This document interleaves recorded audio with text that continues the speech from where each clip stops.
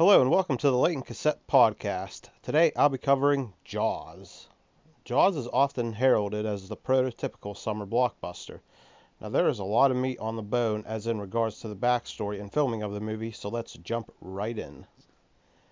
Jaws is based off of a novel by Peter Benchley of the same name. Richard D. Zanuck and David Brown both heard about the novel, with Brown coming across it in Cosmopolitan magazine, which was edited by his wife, Helen Gurley Brown. The producers each read it over a night and both agreed they wanted to make a movie of it. They purchased the movie rights in 1973, which was before the book's publication, and the purchase fee for the rights was $175,000. Zanuck and Brown first offered the director job to Dick Richards. Double entendre, Dick Richards. However, they grew irritated by him referring to it as a whale instead of a shark. Meanwhile, Steven Spielberg, who directed another movie for the producing duo, The Sugarland Express, saw a copy of the still unpublished novel in their office. He took it and read it and was captivated. They offered him the job in June 1973 after Richards left the project. However, he changed his mind and wanted to go to 20th Century Fox and make Lucky Lady instead. Universal, though, used a clause in his contract with him to veto him leaving the film. Brown helped convince Spielberg to stay, and Jaws was given an estimated budget of $3.5 million and a shooting schedule of approximately 55 days. Spielberg wanted to stay with the main plot of the novel and ignore most of the subplots. Benchley did write the first 3 drafts of the screenplay before other writers took it over. One major subplot he was tasked with dropping was Ellen Brody's affair with Matt Hooper, which Spielberg feared would compromise the two men's rapport on the Orca. Pulitzer and Tony Prize-winning playwright Howard Sackler offered to do an uncredited rewrite, making Sheriff Brody afraid of water. Spielberg wanted some levity in the film and turned to writer/actor Carl Gottlieb, who was working on The Odd Couple at the time.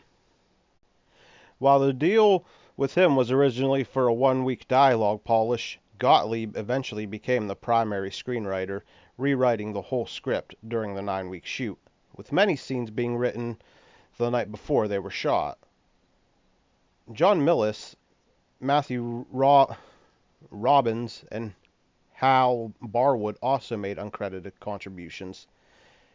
Spielberg estimated the final script had 27 scenes that weren't in the book. The first actors cast were Lorraine Gray, wife of then Universal president Sid Sheinberg, as Ellen Brody, Murray Hamilton as the mayor of Amity Island, stuntwoman/actress Susan Backline was cast as the first victim.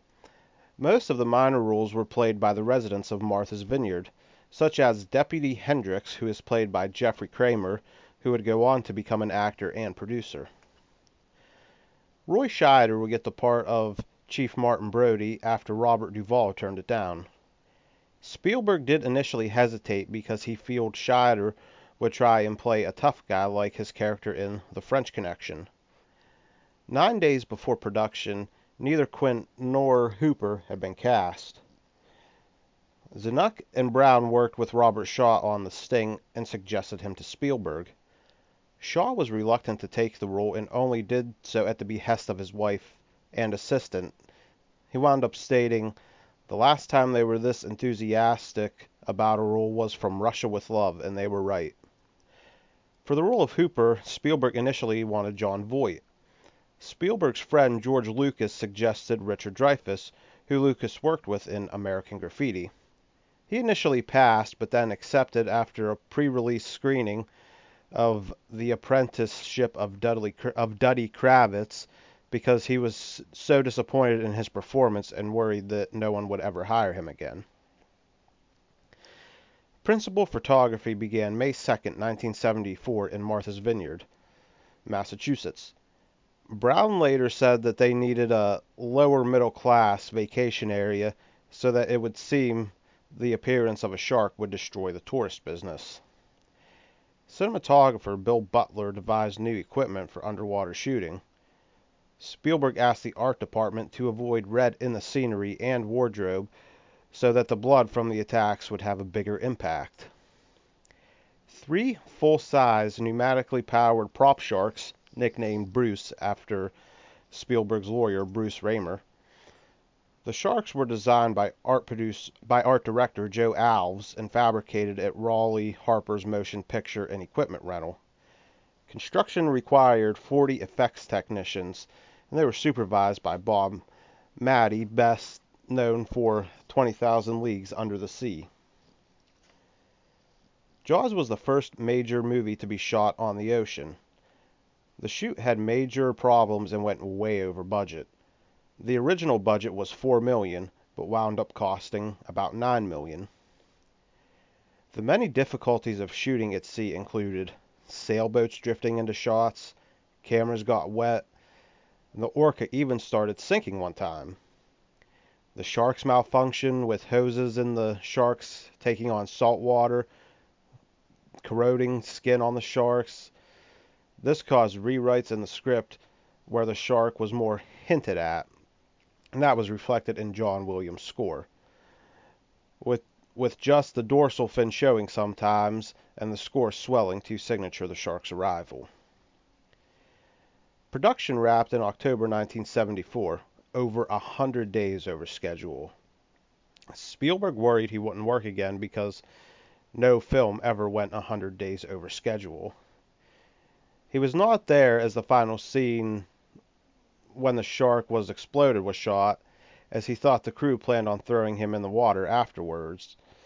It has since become a tradition that he doesn't attend when the final scene is shot in one of his films. Universal spent $1.8 million marketing the movie. This included over 24 30-second spots on primetime TV in the 2 days leading up to its release. The centerpieces of the marketing were the score and the movie poster. Many tie-ins were also released, including a soundtrack album, t-shirts, beach towels, blankets, toy sharks, games, posters, and many, many other things. A Nintendo Entertainment System game was even released in the 1980s, and for me personally, that was really my introduction to Jaws when I played it as a kid in the mid-90s. It's actually a pretty bad game, but back in those days, a lot of movies did get Nintendo games. On June 20th, 1975, Jaws was released, earning $7 million in its opening weekend, and it recouped its production losses in just 2 weeks. In 78 days, it took the title of highest-grossing film in North America away from The Godfather. It became the first film to earn $100 million in North America. Its initial release brought in over $123 million in rentals. In December 1975, it entered overseas release and had similar success, bringing in a box office total of $470.7 million. It was the highest-grossing film of all time until Star Wars, which was released in 1977, ended up taking that title in 1978. After its re-release in 1979, ABC aired it for the first time, and it attracted 57% of the total TV audience. It was second most all-time behind Gone with the Wind. Jaws won 3 Oscars, including Best Film Editing, Best Original Dramatic Score, Best Sound. It lost Best Picture to One Flew Over the Cuckoo's Nest, and Spielberg was pissed he wasn't nominated for Best Director. Williams' score also won a Grammy Award. Jaws has appeared on many all-time lists, all-time greatest movie, villain being the shark, of course. And in 2001, the Library of Congress selected it for the National Film Registry, recognizing it as a landmark horror movie and the first summer movie. Now let's get into the movie. We start with some opening credits before we get a shot going through some underwater vegetation as the credits roll. And the soundtrack swells. We go to a bonfire and some very old-looking kids are making eyes at each other. They talk for a minute before they take off running toward the ocean, throwing their clothes off along the way.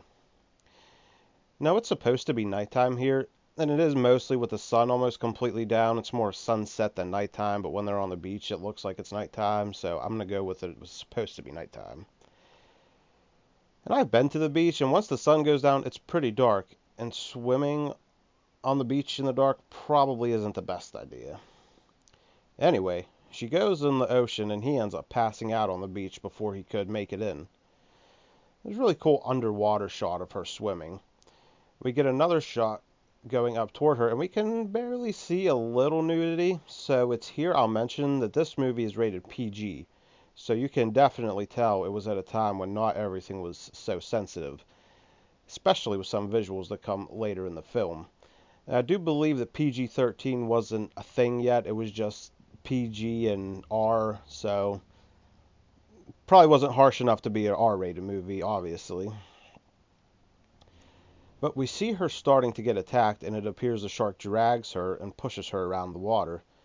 We see her struggle to get away before she is finally pulled underwater while she screams, while her almost fuck buddy lays sleeping on the beach.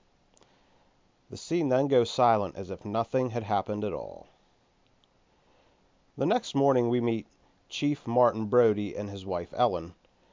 One of their kids comes in with a cut, and Chief gets a call and heads out in his badass 70s convertible Chevy truck.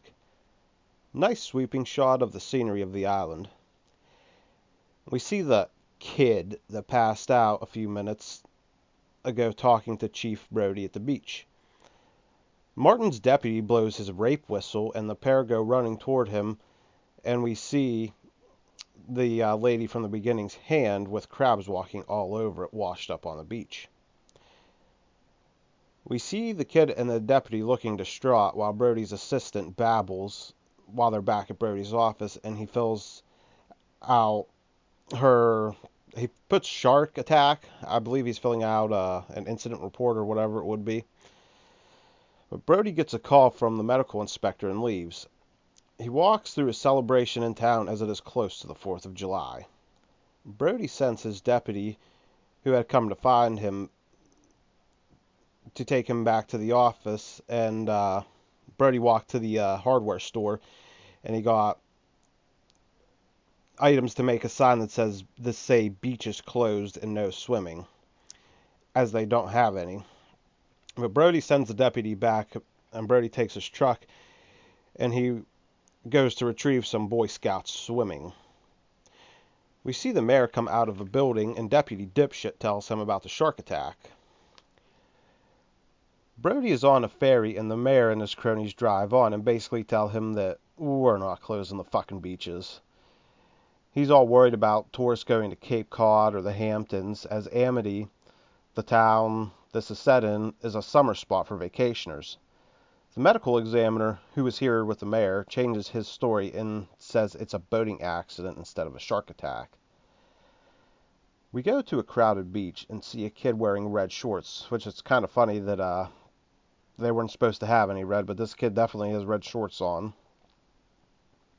And we are obviously supposed to care about him as we see him talking to his mother before getting on a raft and going back in the water.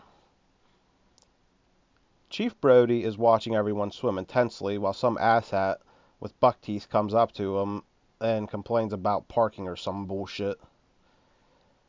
Some old fuck gives Brody shit about not going in the water. Then some dick in yellow polo shirt is looking for his dog he was playing fetch with, while we get underwater shots of legs. Before the music starts to swell as the camera approaches the bottom of the raft the kid in the red shorts was on, we see what looks like fins, and then from the surface grab the raft from behind. And we see a rush of red blood and the kid going under. A stampede of people come running out of the water. We see a lady looking for Alex, and we see part of his raft wash up on the beach.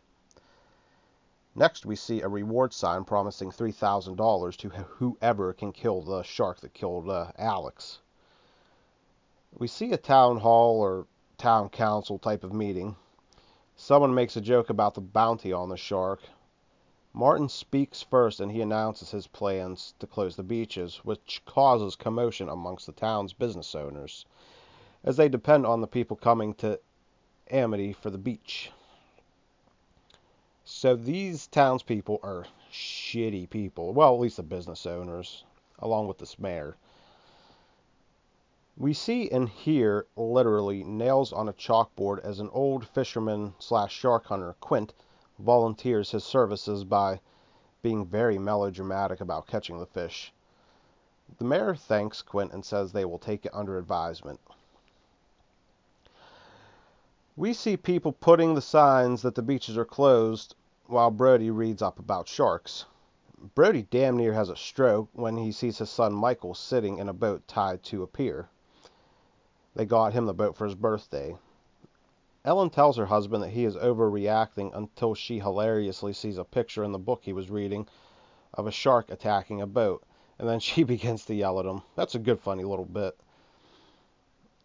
We see a couple of guys hooking a roast to the end of the pier by Brody's place. Brody continues to flip through the shark books while these weekend fishermen are outside. And back outside, the shark takes the roast and part of the pier breaks, pulling one of the guys in. And he is barely saved by his friend as the shark, with the pier still attached to him, comes back. But he narrowly makes it. The next morning, we see a shitload of people heading out to collect the bounty. We also get our first look at Hooper, who tries to help Brody get the people to stay in, to no avail. All the boats are clusterfuck trying to get out of the harbor and into the open ocean as Brody takes Hooper to examine the first victim's remains. Hooper describes her remains in very detailed and graphic fashion. We see her severed hand, and Hooper, in a funny bit, tells Brody not to smoke while he is looking at the body. He has a little shit attack about it. Then Hooper gets pissed and says it's no boating accident. It was a shark attack. Back at the pier, we see some fishermen were successful in killing a shark. Hooper looks at the shark while Brody seems relieved. The media takes a picture of the shark, and we learn from Hooper that it's a tiger shark. The mayor is pumped to see that they got the shark. Hooper says the bite radius is not the same as the victim. The mayor shuts down Hooper's request to cut it open. And Alex's very old-looking mother shows up dressed in all black to yell and slap Chief Brody for not closing the beaches when he found out the girl got killed. She admonishes him and blames him for her son's death. Now, we clearly know this shitbag of a human being, the mayor, is to blame, but Brody's honorable, so he takes the blame. And really, she told him not to go back in the water, but he kept insisting, so maybe the kid's death is on her a little bit, too? At Brody's house, he is sitting at the dinner table with his son. Brody hasn't eaten, and his son is copying every move his father makes. Hooper then comes in dressed in a suit like a dick. He brings 2 bottles of wine, red and white. Hooper grabs Martin's plate of food and starts eating and chatting with Mrs. Brody, while she giggles and he tells the story of why he got interested in sharks. This may be a little shout out to the affair storyline from the book, but it's an odd little bit. Brody opens the red wine and pours himself a big old glass, and also one for his wife and Hooper, a little bit less in their glasses. Hooper is going off to be on a boat studying sharks for the next 18 months, the next day, prompting Mrs. Brody to tell Hooper of Martin's fear of water. They agree to have one more drink before going to open up the shark. Hooper says, "Can you do that?" And Brody goes, "I'm the chief of police. I can do whatever I want." I don't know if that's entirely true, but it's a funny little bit. They find some fish and a Louisiana license plate, but that's it. No trace of the kid or anything inside the shark. Hooper and Brody go out on the water to see if they can find anything. Brody is now chugging the bottle of white wine because of his fear of water, so it makes perfect sense to get shit-faced before going on a boat. They have some funny banter before coming up on a seemingly abandoned boat. Brody said that it is owned by local fisherman Ben Gardner. Hooper gets on scuba gear to go underneath the boat, and he finds a shark tooth, but drops it because he is startled when he sees a body in the hole of the boat. There's a little hole, and he grabs the shark tooth and he shines his light and he goes to look in, and suddenly, bam, fucking face. Dead face in his face. The next morning, Hooper and Brody try to convince the mayor not to open the beaches. The mayor continues to be a shitbag human being by saying because they lost the tooth, there is no proof that they don't already have the shark. The one they killed earlier, of course. Someone vandalized the Amity Island sign drawing a fin behind a girl swimming. Hooper still tries to convince the mayor, who insults Hooper and insinuates he's only trying to get famous out of this ordeal. Mayor Vaughn tells Brody to do what he wants to make the beaches safe, but they will be open as it is the 4th of July weekend. We see a ferry full of tourists and vacationers arrive. Chief Brody mans the beaches while Hooper takes the water. While a news reporter talks about the recent shark attacks, the mayor pressures a dude to get in the water, and he does along with his wife and kids, who look like they're heading off to the gallows. Why it's important for people to go in the water as opposed to just being there spending money, who knows? Apparently this mayor wants to see people eaten. Brody tells his oldest son Michael to take his boat into the pond area instead of the open ocean. Michael's little brother Sean takes off after him. By this point the water is full of people. Then the mayor shows his ugly mug to the TV reporters, saying they killed the shark and he was pitching for people to come to Amity. We see a shark fin in amongst the swimmers, causing panic, and people stampeding, acting like animals. We see two kids pop out of the water. They were swimming with a cardboard fin. And they find every gun in all the boats patrolling the waters pointed directly at them. One of the kids snitches on the other, which is pretty funny. Some lady screams she sees a shark in the pond area where Michael is. A guy gets knocked out of his boat, and it's here, if you look closely in the water, you can see the shark for the first time. The shark bites at the guy, and we see his severed legs sink to the bottom. It still blows my mind this movie was only rated PG. Dismemberment? Nah, fuck it. We see a rush of blood come to the top of the water. Michael's friend pulls him out of the water as he went into shock while being circled by the shark and passed out.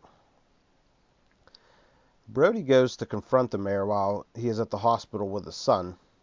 We get a nice visual of what time period we are in, with ashtrays sitting on the nurse's station and the mayor about to fire down a cigarette. Brody won't leave the mayor alone until he signs a voucher to pay Quint to kill the shark. Quint's asking price was $10,000. Hooper and Brody let it be known to Quint that they will be coming along, which he reluctantly agrees to. He wanted to do this whole thing by himself. Brody's wife sees him off to the boat and is very worried about him going. Quint sings songs and laughs and acts like a fool as they leave the harbor. Out in the open ocean, Chief Brody throws Chum overboard, nearly gagging while doing so. While Quint tells stories and Hooper fucks about, Chief Brody accidentally knocks some tanks over, and Hooper yells at him saying, "It could blow us all up." I wonder if that will be important later. Quint shows the chief how to tie knots. Quint gets a bite on his big-ass fishing pole, and he has to buckle himself to it, and he yells at Hooper, telling him how to drive the boat.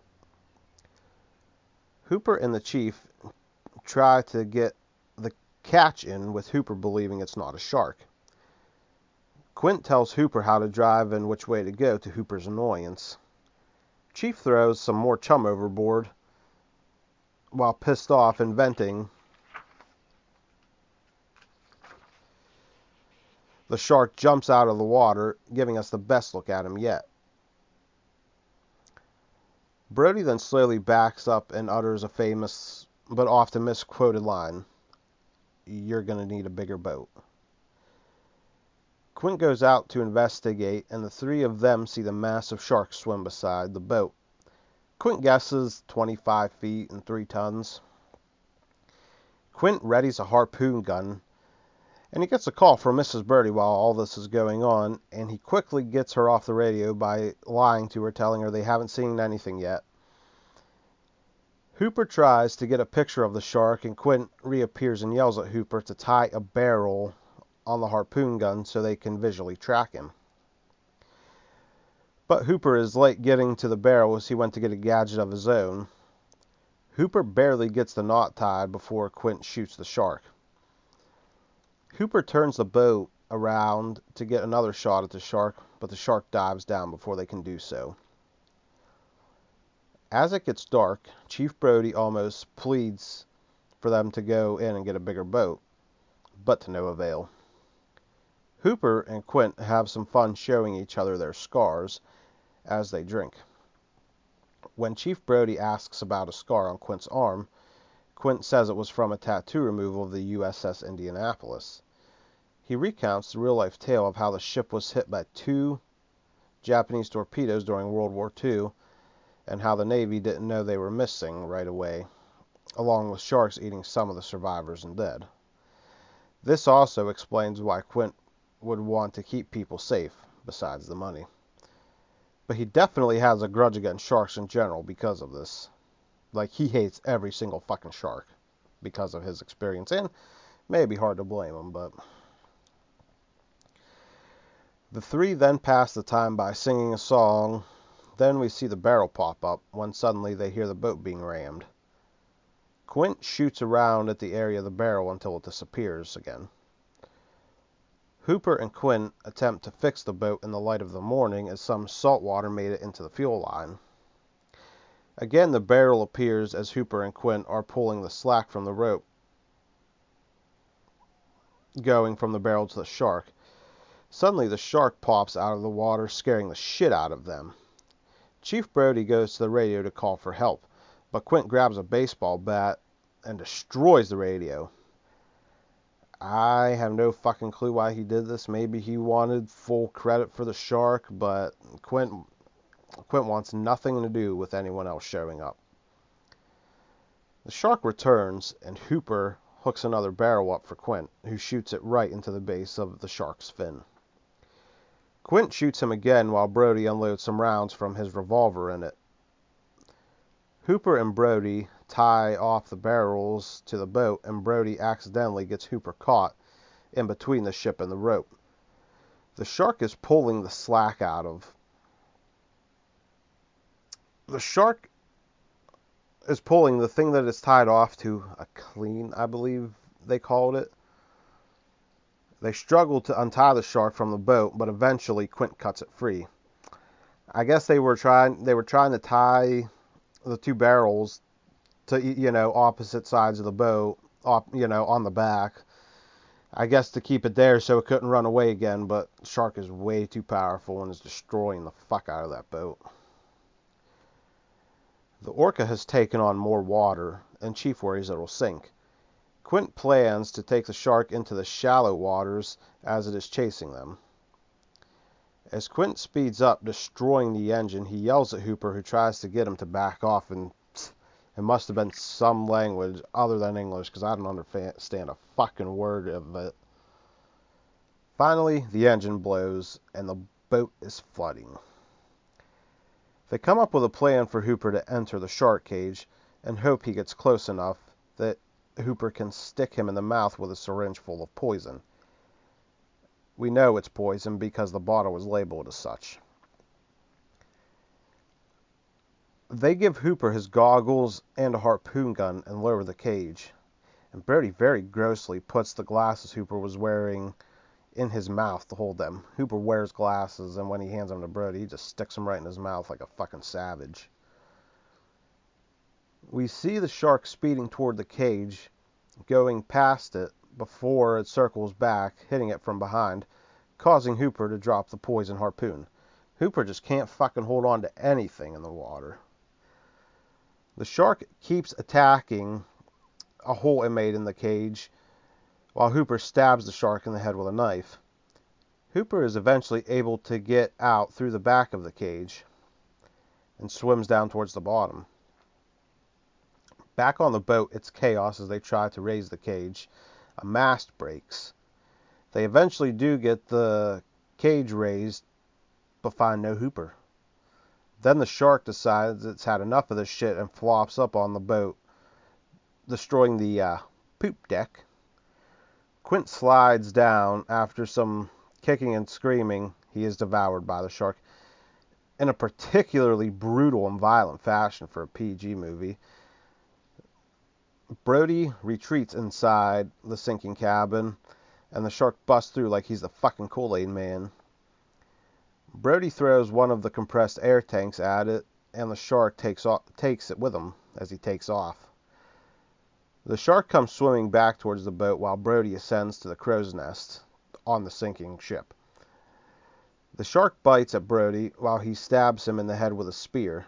The shark then takes off again but circles back while Brody shoots at it.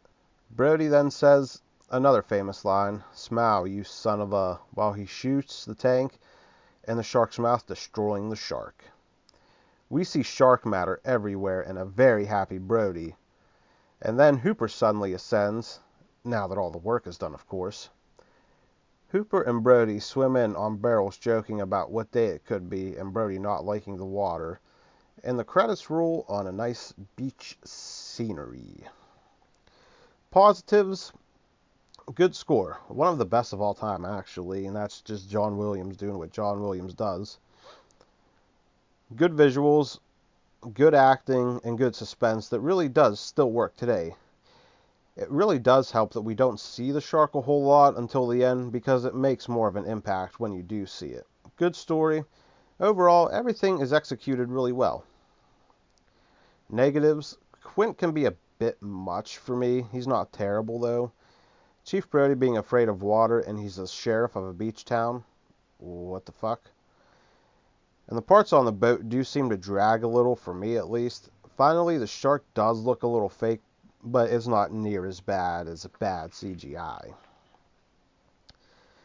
Overall, Jaws is one of the most important movies ever because it did set the summer blockbuster template. Instead of being shown town to town, it was showed nationwide and became a cultural sensation that's still felt today, from rip-offs to sequels. Yes, sequels. And that'll be what I'm covering next week when I tackle Jaws 2. Can a sequel live up to what was the box office champion at one time? We'll see next week. Don't forget to like the Leighton Cassette on Facebook and follow us on Twitter. Thank you for joining me on this edition of the Leighton Cassette Podcast.